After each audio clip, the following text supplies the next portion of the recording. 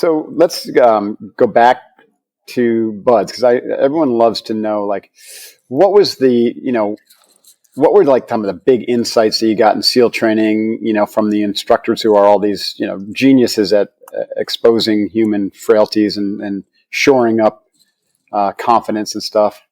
And then, so Bud's big lesson there. And then in your operating years, what was the most interesting things that you did and what can we learn from that? Yeah, totally, brother. So, buds, the thing I tell everybody about buds is no single evolution in buds was all that difficult. Mm-hmm. Like, your average athlete could just crush nearly every single evolution in buds. Right. The number If that's all they had to do, you if mean? that's all they had to do, yeah, man. Right. And so, the biggest lesson that I take away from buds is the number one reason that people quit. And it's blatantly obvious to me. And it's because they look at the big picture, man.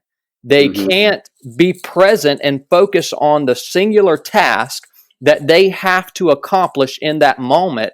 And, Right. you take it back to an evolution, there's an evolution during Hell Week where all it is, man, it's 1 mile repeats. We run 1 mile down the sunny beach there on Coronado Island, turn around and run 1 mile back.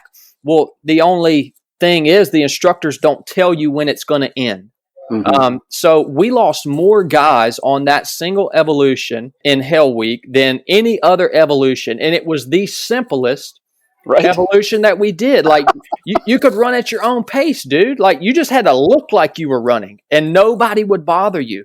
But the guys that quit on that evolution, they could not focus on that single mile that they had to run. All they could think about was the potential of all the miles that they might have to run. Mm-hmm.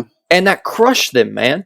And this applies to everything in life, man. It's the same reason that anyone quits a business. It's the same reason that people quit marriages. It's a universal principle that I think was born out of that block of my life. So.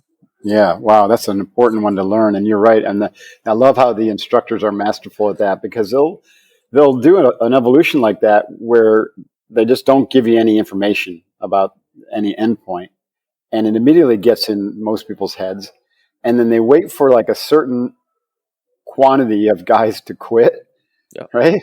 Yeah, and then they call it. Like even they don't really know when it's going to end. They're kind of working with the energy of the class. Yep. Interesting. Or the other version of this is like surf torture, and you'll have get to like really the breaking point, and there'll be one instructor says, "Okay, the first person to quit, will secure the class," or something like that, right? And they're just waiting for that one person who can't appreciate that this thing will actually end. That's it, brother. Yep. Yeah. So if we would call that, chunking things down into micro goals is kind of, a simple way to look at it. But really, we're talking about learning how to maintain presence, aren't we?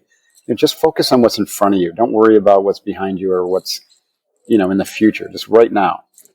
That's it, man. That's one of my main tools that I use in life now. Is break, and it sounds cliche to some people, but look, I'm not here to tell you anything. Anybody listen to this? I'm not here to tell you anything that you don't know. I'm just here to remind you of things that you might have forgotten about. Mm-hmm. That's all I'm doing here. So that's a big tool that I use, man, and it's very simple. And the power of the spoken word and those tools, those are other ones.